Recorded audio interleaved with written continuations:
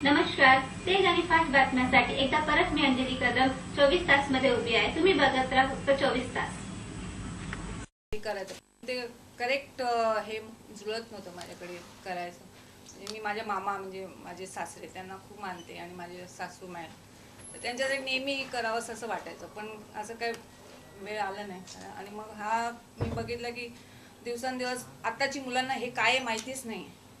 म्हणजे आता माझ्या मुलं त्यांना हे कीर्तन वगैरे म्हटलं त्यांना वाटते what mummy what you doing हे असं होतं.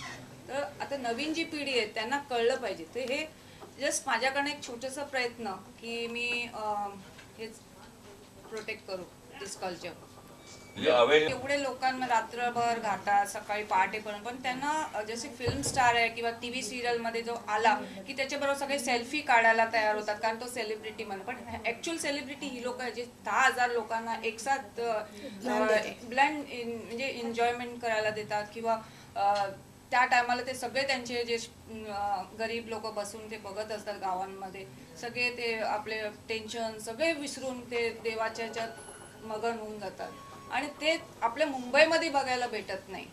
तर ते मला असं म्हणायचं की ठीक आहे आपण रोडवर जाऊन बघा. मी जेव्हा लहान होती आमच्या लहानपणी अय्यप्पाचे प्रोग्राम्स व्हायचे, आता ते पण बंद झाले. स्लोली थोडं करून आता गणपती यायला लागले, पण ते पण आता बंद व्हायला लागले.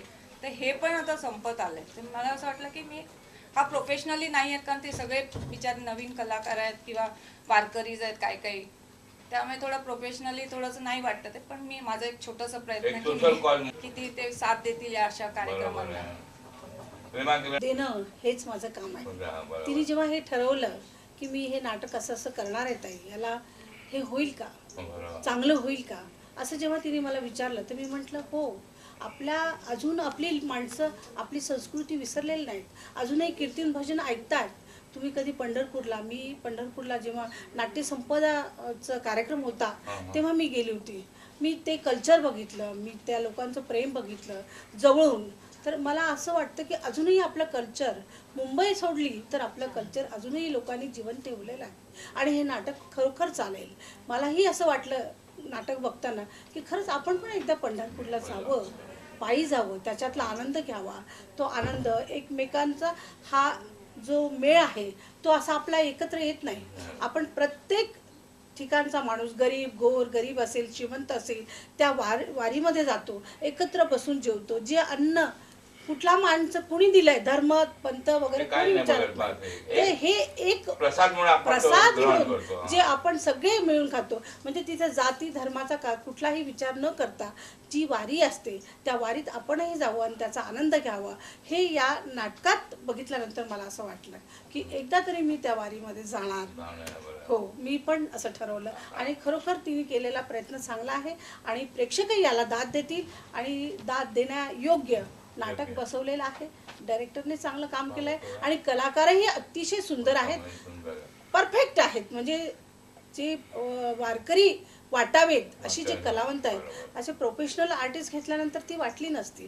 पण या नाटकात डायरेक्टरने जे कॅरेक्टर्स घेतले आहेत ते अगदी करेक्ट आहेत आणि मांडणी मिळाला आणि खरोखर त्यात आनंद आहे.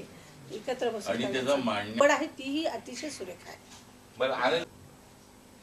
हे नाटकाचं जे नाव आहे त्यामध्ये माझा कुठंतरी बालपणापासून संबंध आहे. कारण माझ्या वडिलांचं फेमस गीत पाऊले चालती पंढरीची वाट, आणि या गाण्यापासूनच या नाटकाचं नाव दिलेलं आहे. पण खरोखरच नाटक पाहताना मलाही असं वाटलं की आपणही कधी ना कधी एखाद्या वेळेला वारीमध्ये जावं आणि विठुरायाच्या या पंक्तीमध्ये सामील व्हावं. असंच हे नाटक, आणि खरोखरच मलाच नव्हे तर संपूर्ण महाराष्ट्राला वेड लावेल असं हे नाटक जॉय नागेश भोसले माझ्या भगिनी यांनी बनवलं आणि फार सुंदर बसवलेलं नाटक आहे. तुम्ही पाहिल्यानंतर, प्रेक्षक रसिक मायबापांनी पाहिल्यानंतर लक्षात येईल आणि खरोखरच हे नाटक जास्तीत जास्त दिवस, जास्तीत जास्त लवकरात लवकर फेमस होईल ही मला आशा आहे. आणि हे मला आवडलं, प्रेक्षकांना जरूर आवडेल अशी माझी खरोखरच आशा आहे. धन्यवाद. आणि कीर्तनकार जगामधला मी काही पाहिला नाही आहे. जगामधला पहिला कीर्तनकार आणि पहिला पत्रकार हा एकच होता आणि त्याचं नाव आहे नारद. म्हणून नारदाच्या नावानं सुद्धा कीर्तनाचा पुरस्कार दिला जातो आणि नारदाच्या नावानं पत्रकारितेमधला सुद्धा पुरस्कार दिला जातो. पण मी जॉय मॅडमने जे काही हा उपक्रम आयोजित केलेला त्याबद्दल त्यांना मी लाख लाख धन्यवाद देणार आहे. आणि त्यांनी त्याच्या मागचा उद्देशसुद्धा सांगितलेला आहे की आज आपल्या संस्कृती, जयंतराव सुद्धा म्हणाले की आज आपली संस्कृती जी आहे ते लोक पाहू लागलेली किंवा याच्याकडे लोक जाईनासे झालेले. पण खऱ्या अर्थानं वारकरी संतांनी 700 वर्षापूर्वी जो समतेचा विचार आपल्याकडे दिला आहे की खेळ मांडेला वाळवंटी घाई नाचती वैष्णव भाई रे. पण या नाचण्यामागचा जो उद्देश आहे तो पुढच्या चरणामध्ये आपल्याला पाहायला मिळतो. काय उद्देश आहे की वर्ण अभिमान विसरली याती आणि एकमेका लोटांगणे जाती.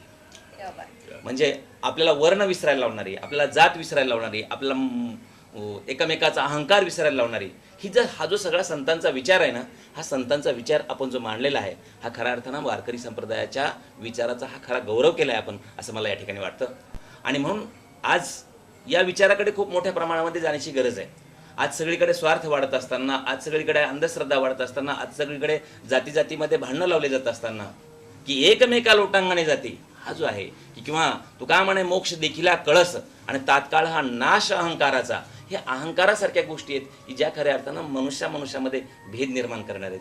आणि ह्या उदात्त वारकरी संतांचा विचार आपण जो लोकांसमोर घेऊन जात आहात ही फार महत्त्वाची गोष्ट आहे. आणि म्हणून जी तरुण पिढी ह्या विचारापासून दूर झालेली की कीर्तन म्हणजे आपलं ऐकण्याचं काम नाही, वारी म्हणजे आपलं काम नाही, पण किमान एक नाटक म्हणून त्याच्या वेळेला इथं बघायला येतील. कायमच लोकांना वेगळं देण्याचा प्रयत्न करत आलेला आहे आणि त्या माध्यमातून लोक जागरण म्हणा हे कायम नाटक आणि सिनेमा करत आलेलं आहे. हे नाटक जे आहे पावले चालती पंढरीची वाट, हे नाटक मला असं वाटतं की नवीन प्रेक्षक निर्माण करेल, जो नाटकाच्या प्रेक्षकांसाठी फार गरजेचं आहे. आज विविध प्रकारची नाटकं आहेत, पण अशा पद्धतीचं नाटक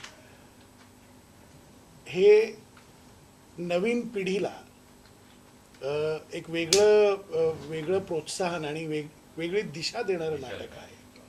तर हे नाटक मला असं वाटतं की माझ्या बायकोने जरी केलेलं असलं तरी ते सर्वस्वी तिचाच निर्णय होता आणि तिनेच हे ठरवलं होतं. आणि अर्थातच इतका चांगला निर्णय घेऊन इतकं चांगलं जर ती कार्य करत असेल तर, आणि त्याला जर माझा पाठिंबा नसेल तर माझ्यासारखा मूर्ख मीच. त्यामुळे हा जो काही प्रयास आहे तिचा, त्या प्रयासाला अर्थातच तुम्हा सगळ्यांचा पाठिंबा आहे. इतकी मोठी दिग्गज मंडळी तिला लाभलेली आहेत. मी आपलं छोटंसं तिला मागणं बळ देण्याचा प्रयत्न करत होतो, पण ती स्वतःच इतकी बलवान आहे की माझ्या बळाची तिला गरज नाही. आणि मी तुम्ही काय विठ्ठल म्हटलं तरी ना तुम्हाला हार्टचा प्रॉब्लेम सॉल्व्ह होतो असं कळलंय आणि ते scientifically is correct because Vitthal ठल ठण, त्यामुळे तो एक हे मिळतो तुम्हाला, एक ऊर्जा मिळते. ते नेमकं बघायला आलो. आणि जॉय आणि मी नागेश खूप आम्ही म्हणजे अगदी छोट्या घरांपासून आम्ही एकत्र राहिलो आहेत आणि आज खरंच देवाच्या कृपेने आणि रंगभूमीच्या कृपेने, नटराजाच्या कृपेने आम्ही खूप चांगल्या स्थितीत आहोत.